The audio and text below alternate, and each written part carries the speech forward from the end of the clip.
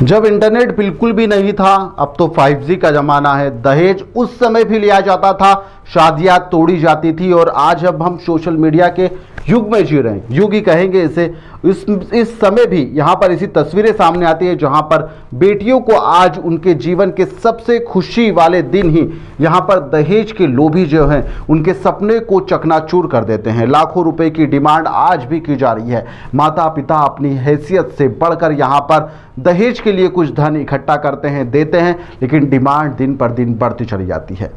घटनाक्रम कई सामने आ रहे हैं। दो घटनाक्रम आपको दिखाने वाले हैं। एक जबलपुर से सामने आया है जहां पर एक सरकारी शिक्षक, जी हां, सरकारी शिक्षक ने दहेज यानी कि पैसे और कार के लिए तोड़ दिया, यानी शादी तोड़ दी। वहीं पर दूसरी जो खबर है वह पन्ना से सामने आई, जहां पर पन्ना में एक गरीब परिवार ने, सोचिए आप, 11 लाख रुपए कैश जमा करें देने के लिए। जब डिमांड की गई तो 11 लाख रुपए कैश जमा करें, फिर कहा गया कि नहीं 10 लाख रुपए और दीजिए, 2 तोला सोना और दीजिए, जब जाकर शादी की जाएगी।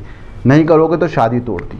सोचिए आप, आज का युग है। जबलपुर और पन्ना जैसे शहरों से यह खबरें निकलकर सामने आ रही है। एक तो सरकारी शिक्षक है, सरकारी शिक्षक मतलब सोचिए आप उनकी सैलरी क्या होगी, और उन्हें अब कार चाहिए, कैश की डिमांड और चाहिए। उन्होंने कहा कि आपकी हैसियत नहीं कि आप हमसे शादी कर पाए।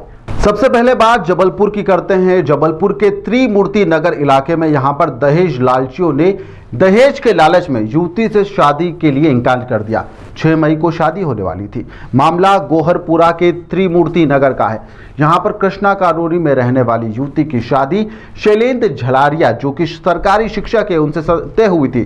27 अप्रैल को सगाई की रस्म हुई थी। अभी 27 अप्रैल को रस्म हुई। यहाँ पर 2 लाख रुपए कैश और जेवर चढ़ाए गए थे। शादी की डेट 6 मई को तय की गई, लेकिन सगाई के बाद लड़के वालों ने यहाँ पर 11 लाख रुपए कैश और एक कार की डिमांड और कर दी। जब लड़की वाले डिमांड पूरी नहीं कर पाए तो यहाँ पर शादी के 5 दिन पहले ही यहाँ पर लड़के वालों ने यहाँ पर उन्हें घर बुलाया और शादी से इनकार कर दिया। मामले में युवती और उसके परिजनों ने गोहरपुर थाने पर पहुंचकर इस मामले में शिकायत दर्ज करवाई है। और यहाँ पर जो शिक्षक है उसको, जो वह बच्चों को शिक्षा देता, सोचो आप, सरकारी शिक्षक है, वह बच्चों को समाज में राह दिखाता है कि आप इस राह पर चलिए, ये गलत है, ये सही है। वही शिक्षक इस तरह की करतूत भी कर रहा है। क्या कुछ परिजनों का कहना, और पुलिस इस मामले में किस तरीके से जाँच कर रही है, पहले यह सुनिए। हमारी भतीजी रहती है त्रिमूर्ति नगर में। उनकी बिटिया की शादी सेट हुई थी सुहागी में, जिसकी 27 तारीख को गुलजार होटल में तिलक हुआ और लगन हुई, एंगेजमेंट हुआ। इसके बाद में 29 तारीख को लड़का की जो माँ है उनका फ़ोन आया हमारे दमान जी संतोष झा जी कि आपने जो लगन दिया है वो थोड़ा कम लग रही है। तो उन्होंने बोला कि कैसी कम लग रही है? बोले हमने आपको दिया तो है 2 लाख और सामान कपड़े सब कुछ तो दिया है। बोले नहीं थोड़ा कम है। तो बोले आप एक काम करिए, घर आइए, समझ लीजिए, आपको 11 लाख रुपए नगद देना पड़ेगा और एक 4 व्हीलर देना पड़ेगी, तो शादी होगी, नहीं तो आप अपनी लगन वापस ले जाइए। ये सब लड़के के थे। लड़के का क्या नाम है? शैलेंद्र झारिया, और वो टीचर भी है शैलेंद्र, गाडरवाड़ा स्कूल में, हाई स्कूल में, वर्ग 2। तो मैं जनता से ये सबको सूचित करना चाहता हूँ, झारिया समाज को विशेष तौर से, ये जो शैलेंद्र झारिया है, ऐसे जो लालची लोग हैं, इनको समाज से एक तो बर्खास्त की जाए। दूसरी बात है, इनको कहीं भी शादी यदि किसी से भी करते हैं तो उसको थोड़ा गौर किया जाए। अच्छा, इसके बाद में हम जब शाम को गए कि भाई आपने कैसे बोला कि आप लगन वापस ले जाएंगे, तो ये बोलते हैं कि भाई ऐसा है, मैं टीचर हूँ, उस हिसाब से कम 11 लाख तो बनता है और एक 4 व्हीलर।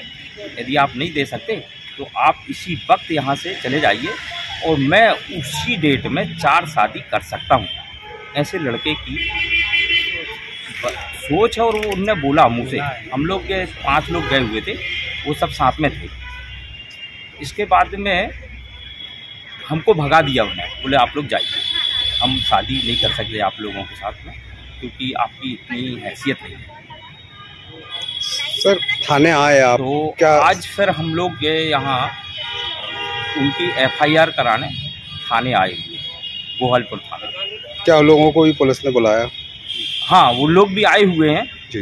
उनको पुलिस ने बुलाई है, तो वो अंदर बैठे हैं। सैलन झारिया, उनके पिताजी, उनकी मम्मी, उनके धनरेगा परिसर निवासी एक युवती ने FIR कराई है। शिकायत दी थी हमारे पास कि उसकी शादी तय हुई थी सैलन झारिया निवासी सुहागी से, और इनकी सगाई, टीका, फलदान सब कुछ हो गया था।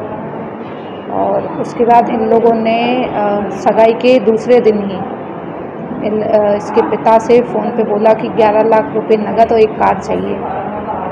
तो इसके घर वाले जब बात करने पहुँचे लड़के के यहाँ, तभी लड़के और उसके परिवार वालों ने, रिश्तेदार सभी मौजूद थे, उन्होंने बोला कि जब तक आप हमारी ये मांग पूरी नहीं करोगे हम शादी नहीं करेंगे, और शादी करने से इनकार कर दिया और इनके साथ अभद्र व्यवहार भी किया है।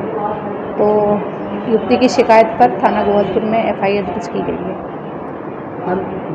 देखा जाए तो लड़का क्या काम करता है? लड़का जो है वर्ग 1 में टीचर है।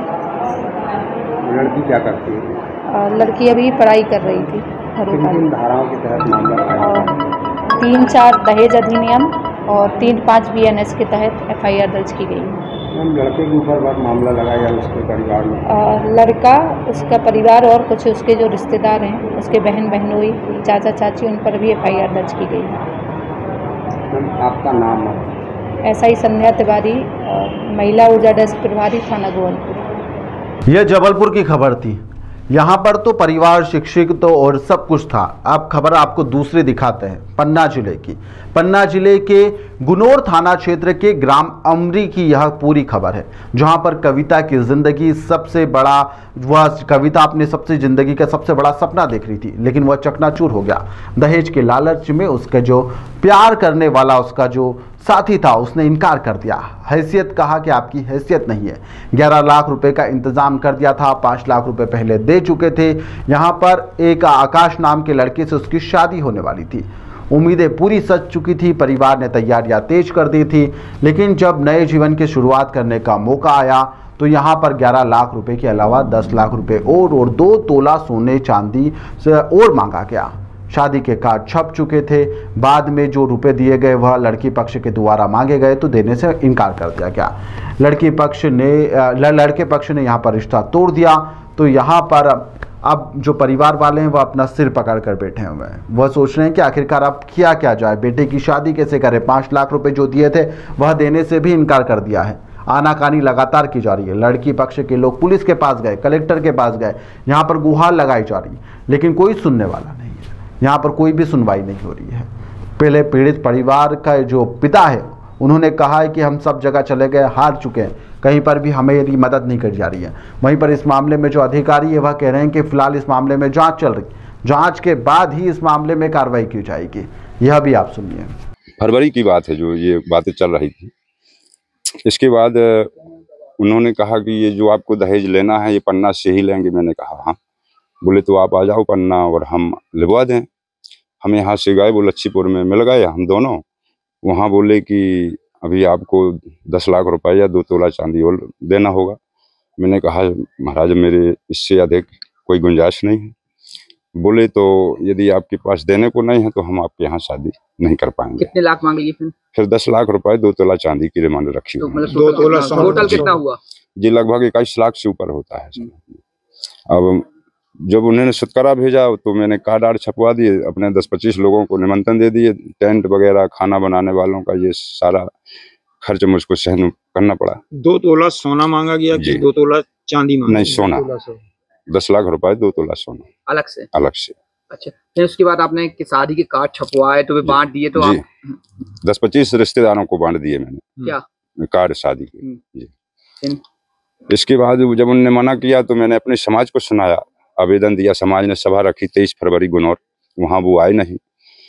तो इसके बाद मैंने 27/2 को थाने में रिपोर्ट दर्ज कराई, जिसमें से 10-5 दिन मैंने देखा कोई कार्रवाई नहीं हुई। 10-5 दिन के बाद मैंने SP साहब को आवेदन दिया, वहाँ भी कोई कार्रवाई नहीं हुई। इसके बाद फिर मैंने कलेक्टर साहब को दिया अभी वहाँ लगभग 2-4 दिन हुए हैं। आश्वासन हर जगह मिलता है मुझको, कार्रवाई आज तक। क्या चाहते हैं आप? अब मैं सर चाहता हूँ कि इसमें जो भी दहेज एक्ट के तहत दंड मिलना चाहिए। आपकी बदनामी हुई? मेरी बदनाम तो काफी हुई है, बच्ची ठेस है, मेरे परिवार सब सदमे में है। किसी की आत्महत्या कोई भी कर सकता है।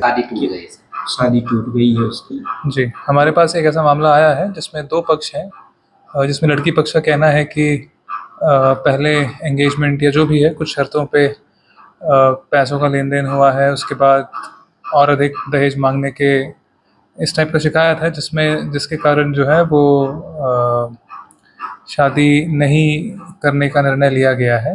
इस पर जांच की जा रही है। अभी थाना प्रभारी से बात भी हुई है। उसका जांच प्रतिवेदन जैसे ही मेरे पास आएगा उसका अवलोकन करके हम लोग डिसाइड कर लेंगे कि उसमें मुकदमा कायम करना है या जांच जो भी निष्कर्ष आता है उसके हिसाब से कार्रवाई की जाएगी। सोचिए आप 1950 से लेकर अभी तक, जब से मतलब बदलाव आना शुरू हुए हैं आज़ादी के बाद से अभी तक, लगातार दहेज को लेकर यहाँ पर प्रताड़नाएं दी जा रही है। दहेज ना देने पर शादियां तोड़ी जा रही है, अभी भी तोड़ी जा रही है, बाद में भी तोड़ी जा रही है। लेकिन दहेज लोभियों का दहेज का लोभ जो है वह ख़त्म नहीं हो रहा है। ऐसे दहेज लोभियों के ऊपर कानून भी है, सब कुछ है, फिर भी यह लोग बाज नहीं आ रहे हैं। ऐसे दहेज लोभियों के ऊपर क्या कार्रवाई की जाना चाहिए, आप हमें कमेंट बॉक्स में ज़रूर बताइएगा।